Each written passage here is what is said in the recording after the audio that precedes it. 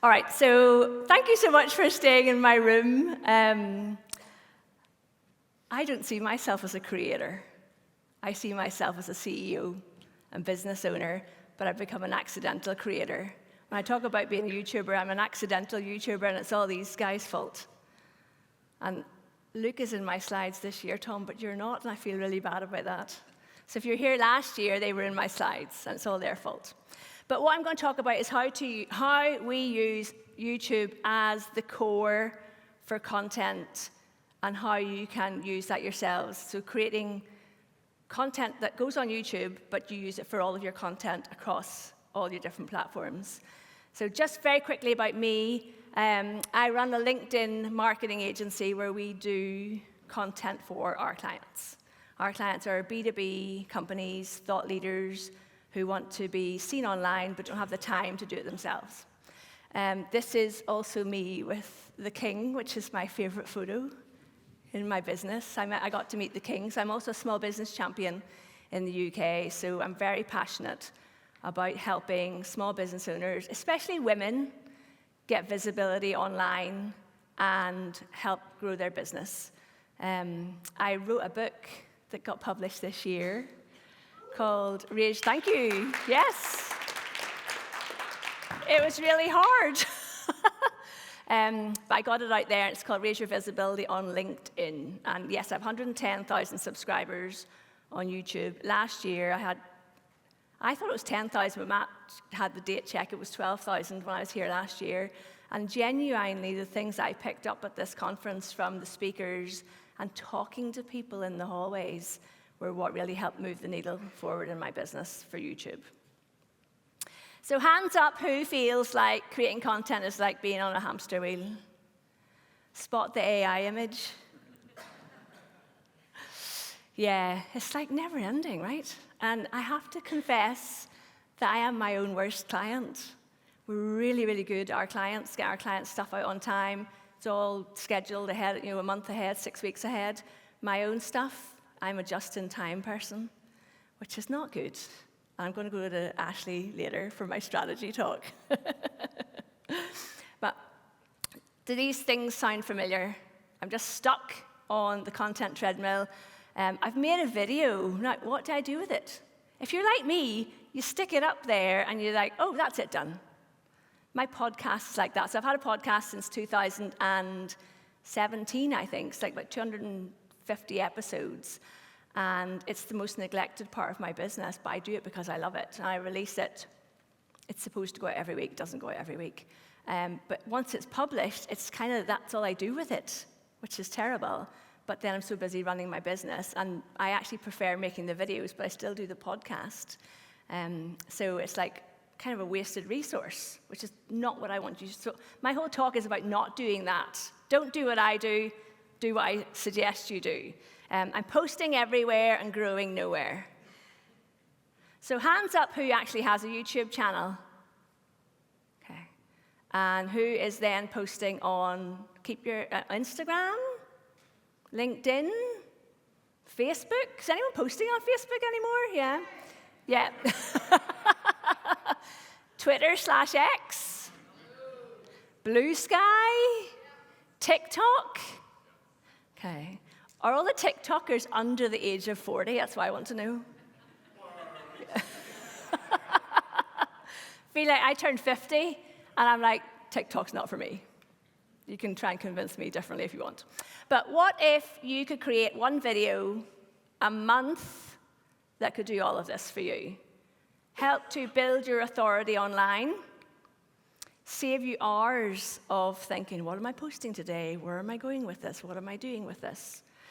Reach new audiences across different platforms, the ones that you want to be on.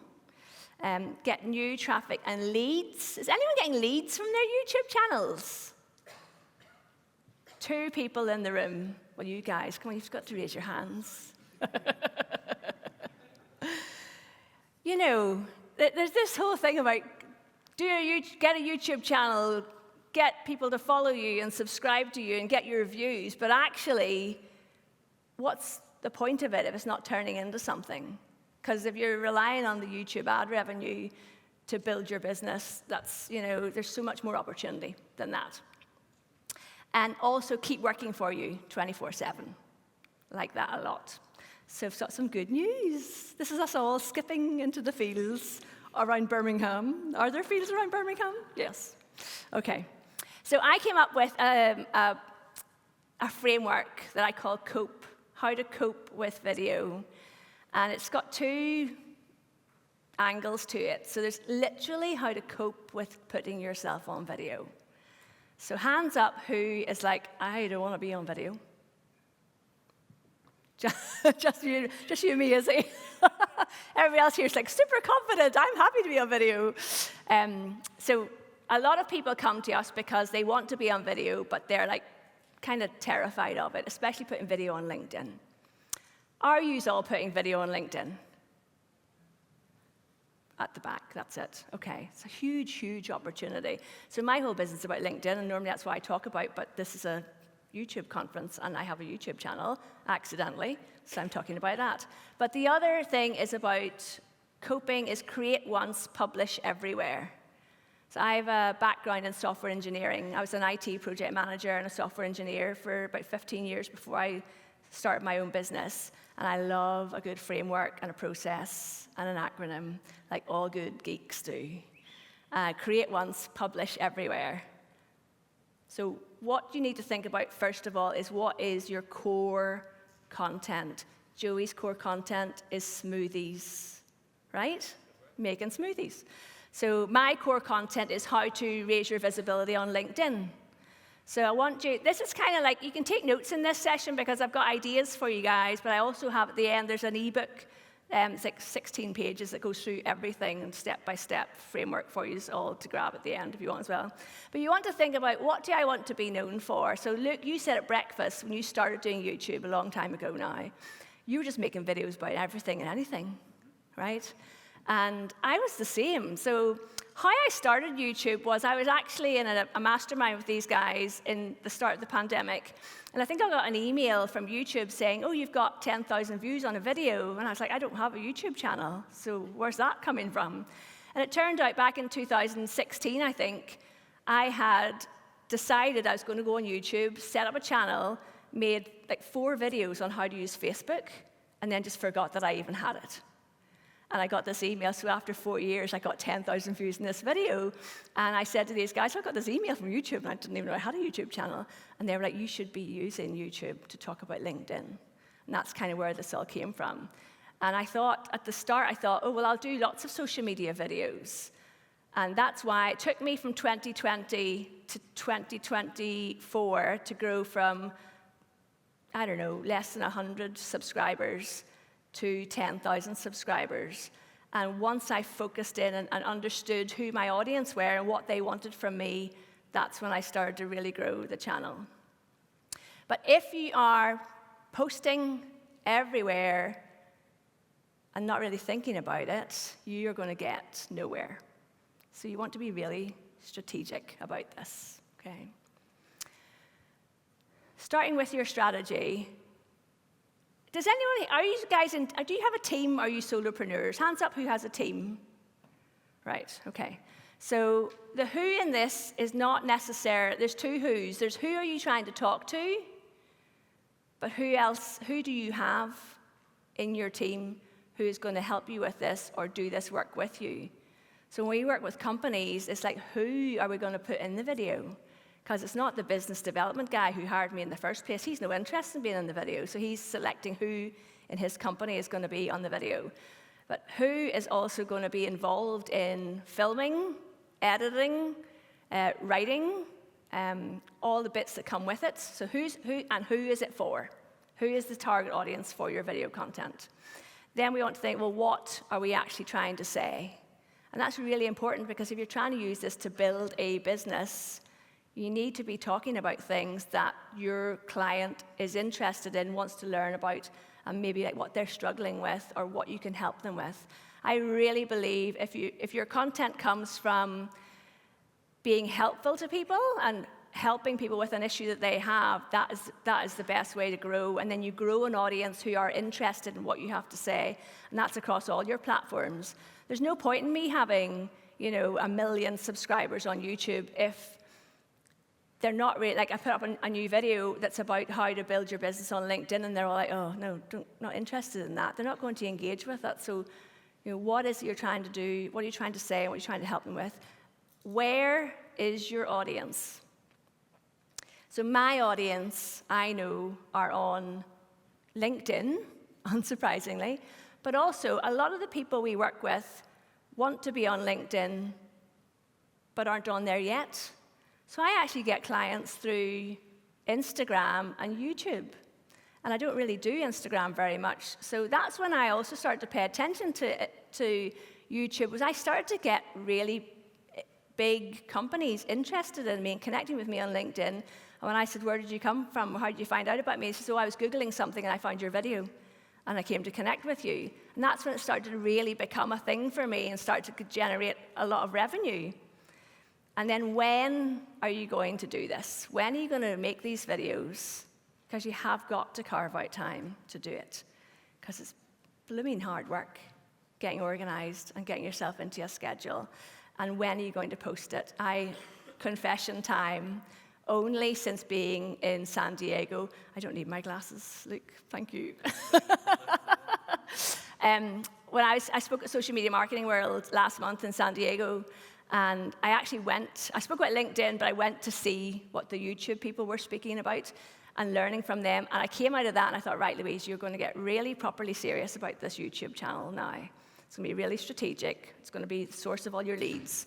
So you have got to be consistent about when you put your videos out. And I finally settled on Monday as a LinkedIn video, and Thursday is an AI tool for people who are on LinkedIn. And I have stuck to it since I came home, which is a flipping miracle, because I am not that person. So I'm very proud of myself for that. So planning ahead is part of it all. And what I want to talk to you about today is the COPE. Create once, publish everywhere. So taking one video and turning it into a blog, a newsletter, shorts, reels if you do them, your email. I don't know if you've seen that there's a bit of a buzz in the online space now about we've all got to be really focused on building our email lists. I think that's so powerful, it's so important. But you can take whatever your video is about and put it into your email, and also your graphics. So this is our content creation workflow. This is how we operate and what we do with our clients. So with a client, we record 1 hour of video a month. And out of that, we get an entire month's content for their blog and all of their LinkedIn content on their company page. And we've started to put their content on YouTube as well. So recording the video, not really, very important step. Recording your video, editing your video, then we cut it into short video clips for LinkedIn. Then we take the transcript of that and we create an article first, and then we create the short form content from it. Then we embed the video into the blog and the newsletter, and then we share it out to the network. So thank you, my talk is done. No, it's not. So this is the process that we use. And why we used to be very much just LinkedIn, but we're now moving into video first with LinkedIn for clients. And why YouTube? Why would YouTube be your pillar content? And this is why. The videos just keep growing and growing and growing. It's not like social media platforms where you put something up on Instagram. Well, I have no experience of TikTok, but on Instagram and it's gone. They just keep growing. And this is an example. Like that has 16.9% click-through rate, which I am very proud of. It's pretty good, right? If I could just replicate that for all my videos. Tom, we have to talk. 96,000 views. Oh, like 96,000 people have watched me talk about this thing. I think that's amazing. And then that's between October 21 and April 2025. So it's a steady growth. And that's why video is so important. So if you are creating your video as your pillar content, so you say, okay, so next month is May, and I'm going to take Lucy, what's your core, one of your core topics? Teaching newly qualified coaches how to start their business and find clients. Right, so Lucy is teaching newly qualified coaches how to start their business and find new clients. So if you created a video, if your core content for May was going to be, so you're a coach, and now you're trying to find your first client, you can make a video on how to find your first client and post it in May, and you get your thumbnail right, and you get your wording right, and you get your title right, and people will be watching that video in 5 years' time. Like, that's amazing. It's an amazing opportunity, and then you just build on it because you do it consistently. So they work for months, not minutes. And then people are finding us through search. So we have to be really thinking about, how am I going to get found on this search on YouTube? And I believe Izzy will be speaking about that after me next door, which I'm going to that talk about the LinkedIn algorithm. Not the LinkedIn algorithm, you see? I'm sorry, LinkedIn is just in my brain. The YouTube algorithm. So, all right, so why video? Why are we at TubeFest? So 91% of businesses were using video as a marketing tool in 2023. And as a LinkedIn specialist, LinkedIn are so all over video. They are really pushing video. They want the vertical video. I don't know if you look at your mobile app on LinkedIn, the whole first bit of the screen is taken up with, I don't like how it looks. It's a whole face video, and you can't actually see the caption, and you have to click on the post to see what the caption is. So I personally don't like it. Before my talk in San Diego, I was talking about vertical video, and the vertical video newsfeed was taken away. And this is what LinkedIn does. They do stuff, they test it, and they take it away, because they are also software engineers. So they try things out, and if they don't work, they just take them straight away. So I had like 2 slides about the vertical video feed, and I'm like, sorry guys, doesn't exist. Well, that's how social media works. But the other reason I love video, and I think this is really important in this era of AI content, because if you look at content online now, you can't trust that it's been written by a human. Apparently, rockets are a signal that it's been written by AI, and this whole M-dash nonsense that people are raving about on LinkedIn, I don't believe that, because I've always used those dashes, and maybe that's more to do with age than anything else. But I think that when you see somebody on video for now, you can trust that that is that person. And I think that's what people really like about video. It's the same as we're all going back to building our email lists. We're going back to try and connect with people because we want to know we're speaking to a human being at the end of the day. It's why we come to in-person events. And that's why I think video is so strong online, because we're looking at somebody and we know it's them. So we've got the very handsome Luke here. Can't remember what you were doing there, but anyway. Carol in the middle's been working with me for over 2 years. And then the lady on the right-hand side was posting a video from an event. So you can do a video, obviously, from today's event and talk about it. But it's humanizing your content, okay? So another framework for you: plan, record, edit, and publish.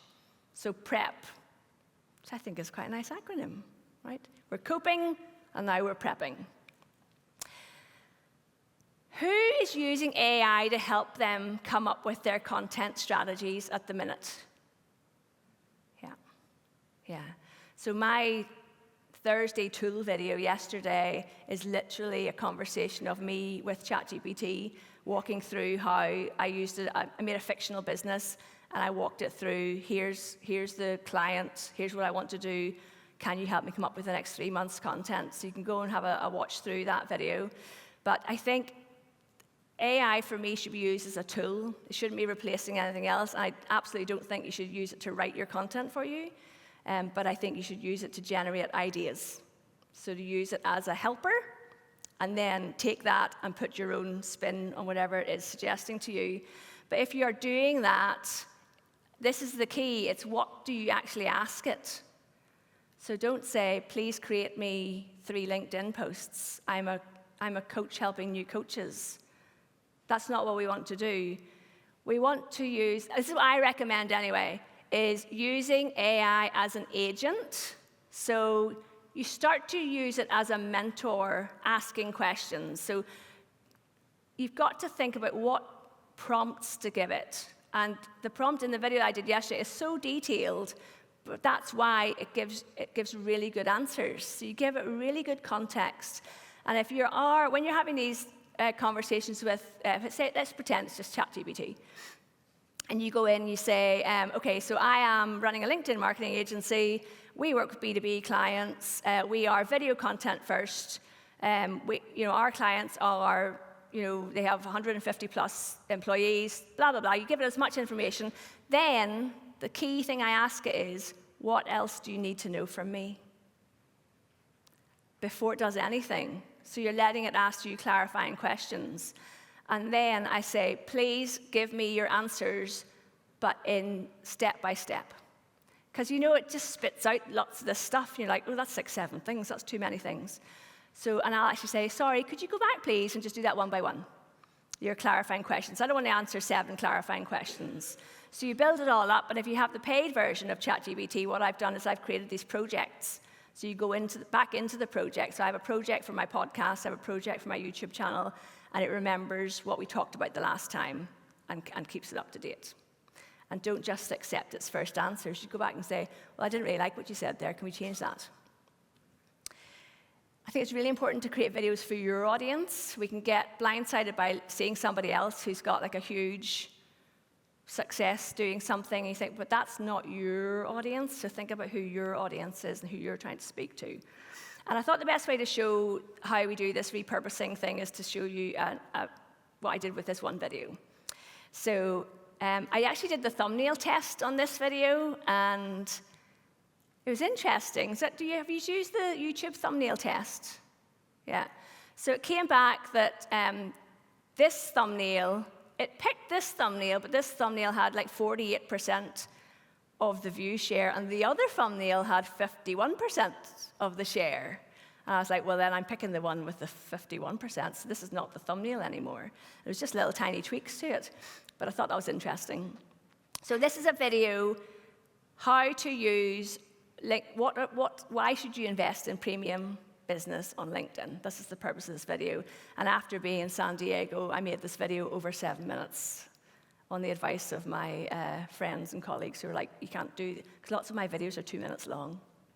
So don't do that. So thinking about what is my audience looking for? What are they interested in? What have you done that's worked before? Last year, there's a guy called Austin Armstrong who spoke, and he said he literally does the same video. Did anyone see Austin last year? So he has a video that works really, really well, and he literally redoes the same video over and over and over because he knows that's what he gets millions of views with. And that was like a light bulb went off to me. If I could do lots and lots of videos on how to set up your LinkedIn profile. And every time it goes out, it's hitting a new audience and it's growing my audience. And there's a bit there where you think, you want to be interested in what you're doing too. So there's the challenge between, I know if I do this, I'm going to get hundreds of thousands of views, but it's boring. So I'm doing these other things, and then there's a discipline in that. There's a huge amount of discipline involved in trying to build a YouTube channel, I found out. But also asking what people want to know. So I do a LinkedIn poll every now and again to say what do people want to know about, and then I'll create content around that. And that's fun for me, but it's not necessarily strategic in terms of what's going to grow my channel.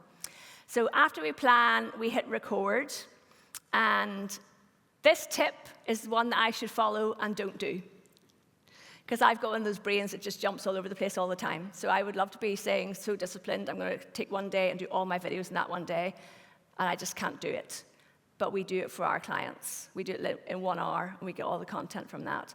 But I think if you're going to get organized and get your lighting set up and everything, you really should try and batch your videos. Don't do what I do, do what I say. So the next step is editing. And if you are editing your own stuff, what I found brilliant is Descript.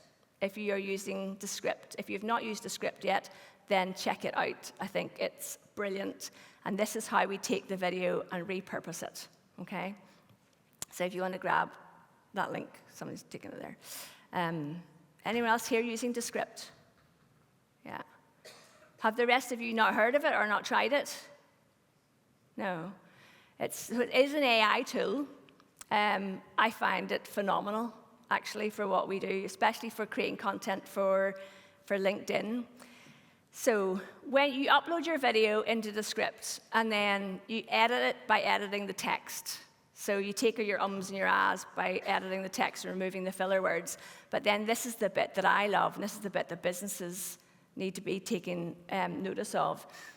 It will select clips for you, and you can say, well, I want this. So on LinkedIn, your video should be less than 2 minutes long.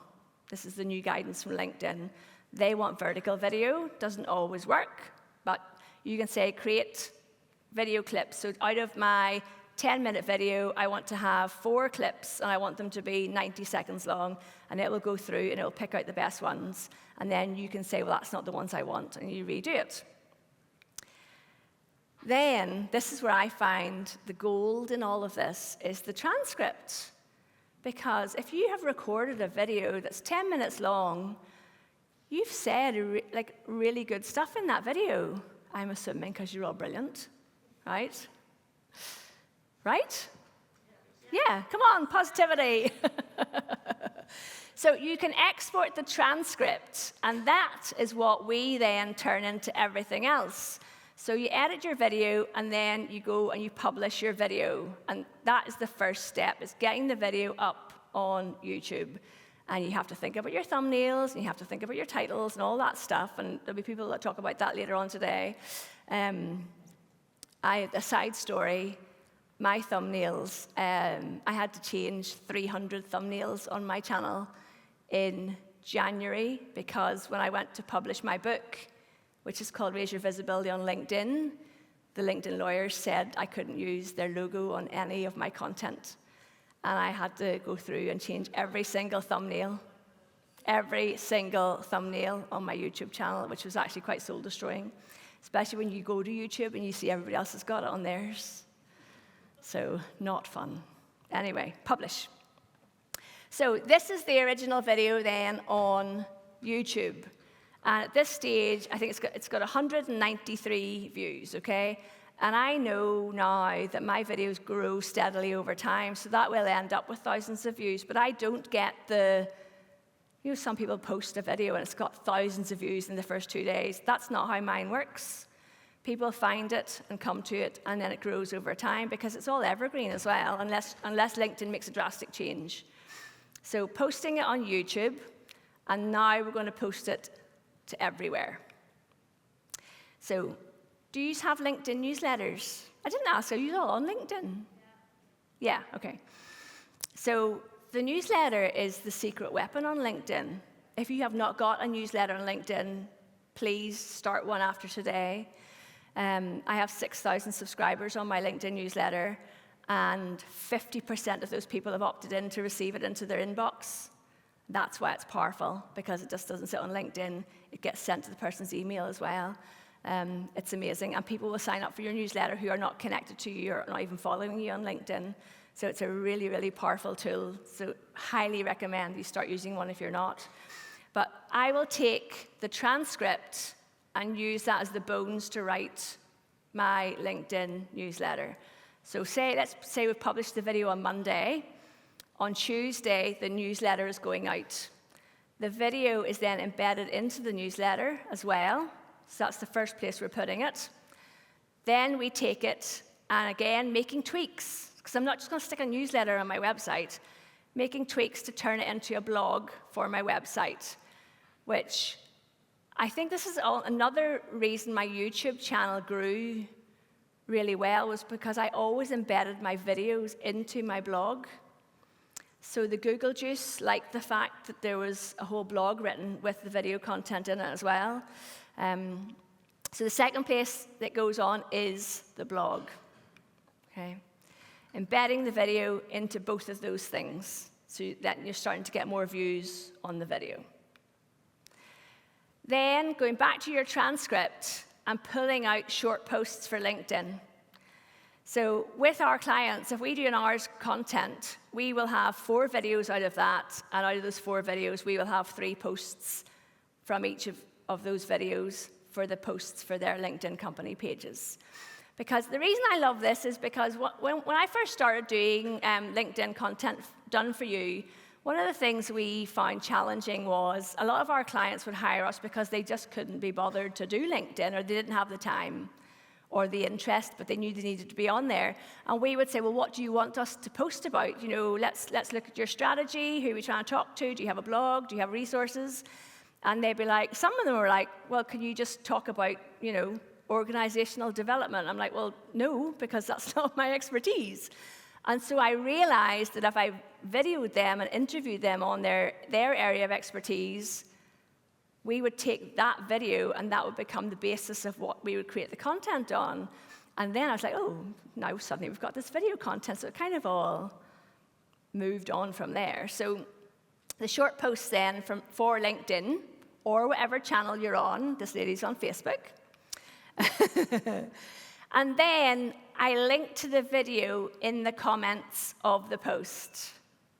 I don't care what anybody else says. If you put your link in your LinkedIn post, you do get penalized. And other people can tell you differently. I've been doing this for years. You get penalized. So you put it in the first comment. Okay? That's my advice to you. Then you take the transcript again and you turn it into graphics. So this is a AI tool called Napkin. Have you heard of Napkin? Right, so there's a tutorial on my YouTube channel on how to use it. It is phenomenal. If you have a blog or a transcript and you put it into Napkin, it will create graphics for you in seconds, which you can then use in your images, in your LinkedIn content, and in reports, actually. So my husband works, he's an IT project manager. We met on an IT course. And I showed him this, and he's like, this is amazing. We could totally use this at work. Which was then my brain started to think, oh, if I do AI tool videos on YouTube, it's going to be people working in corporate who have no idea that this stuff exists. Because we all live in little silos where we think everyone's talking about the same thing. Like in the actual real world, people don't really know what ChatGPT does. You know, in our little online business world, we're all like, oh, everybody knows that. No, they don't. So I showed him this, and he was like, this is a game changer. And the next one was a thing called Gamma that helps you do presentations. And these are tools that we are at the forefront of being able to use that most people don't know about. So we're taking our transcript and we're making graphics with it, which creates another LinkedIn post, okay? The key on all of this is see what works. What works with your audience? What are they interested in? Maybe they don't want to read newsletters. I would suggest that they probably do. Maybe they don't want, the graphic posts don't work so well for you. Maybe you need to play around with what is going in those images, you know, that kind of stuff. But always, always measure what works. So these are the numbers from that video. So I'm going to read them out to you because it's small text. So the YouTube video at this stage has 193 views. Don't know if I've got a lighter there or not. The LinkedIn newsletter, 2,072 people opened and read the newsletter out of the 6,000 subscribers at the stage that I had done this. 905 other people saw the newsletter post. Okay, this is all within 1 week. 701 people saw the repurposed post, which is the short form post. I sent it out in my email with ConvertKit. 1,223 people opened that email. And then the post with one video on LinkedIn had 1,080 views. And the second video, because this was like a day before I made the numbers, at that stage had only 407 views. So this all adds up to over 6,500 people interacting with that content. So it is not just the 193 people who watched the video on YouTube. Right? This is why you've got to repurpose this stuff. Does this all make sense? Are you all kind of going, oh, this is interesting?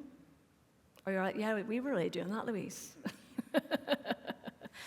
But until you measure what's working, like I can see that my LinkedIn newsletter is by far and away the biggest audience that I have here. So when I'm talking to brands and they're saying, we're really interested in your audience and your channel, Louise, and I say, oh, that's great, and I'm putting together my deliverables, which is my new favorite word, I'm going to say, this is where my audience is, because they want to get in front of, the reason I have, we didn't talk about this, but my Google Ads money on YouTube is really high because my audience are B2B people. I do screenshots and send it to you guys, and you're like, whoa. Like, Luke, you said, or Tom, you said you'd retire if you had the numbers I'm getting. And those brands are interested in that because mine's B2B stuff. So remember to cope, create once, publish everywhere, measure your results, look at what you already have. The number of times I just go to my website and I lift a blog and I say, right, I'll do that because I have been blogging for years. So use what you have already built up. And if you haven't built up anything, if you're just starting out, please start a blog and a YouTube channel and put them in together and build consistently on it, because then you get such a huge volume of content that helps people to find you. And when they find you, then hopefully they want to work with you. And this is how we grow, okay? So your content is an asset. Remember the video at 96,000 views? Like, people are watching those videos when I'm asleep in bed. You know. So your challenge is, please accept, to take one of your videos and out of it, turn it into a blog post, send it out in an email newsletter. And I don't mean put the video in the email newsletter. I mean take what you said in the video and turn it into a written email to your person you're writing to. And you're writing to one person. You're not writing to, like, hey, everybody. You're writing to one person. Luke is going to talk about YouTube Shorts later. Still can't quite get there, Luke, personally, so I have to come and be convinced. LinkedIn carousel posts. Napkin AI will do a carousel post for you. And one conversation post. So a conversation post, which is really how you should be using LinkedIn, is don't broadcast at people. Post something to start a conversation with your audience. And it could even be, I'm going to try this thing. What do you think I should do my first video on? And this is where you get your ebook, which goes through all of this in proper detail, how to cope with video on LinkedIn. I have no idea what the time is, so I don't know what my timing is. So I don't know if we're having questions. How are we good? Okay. So, thank you very much.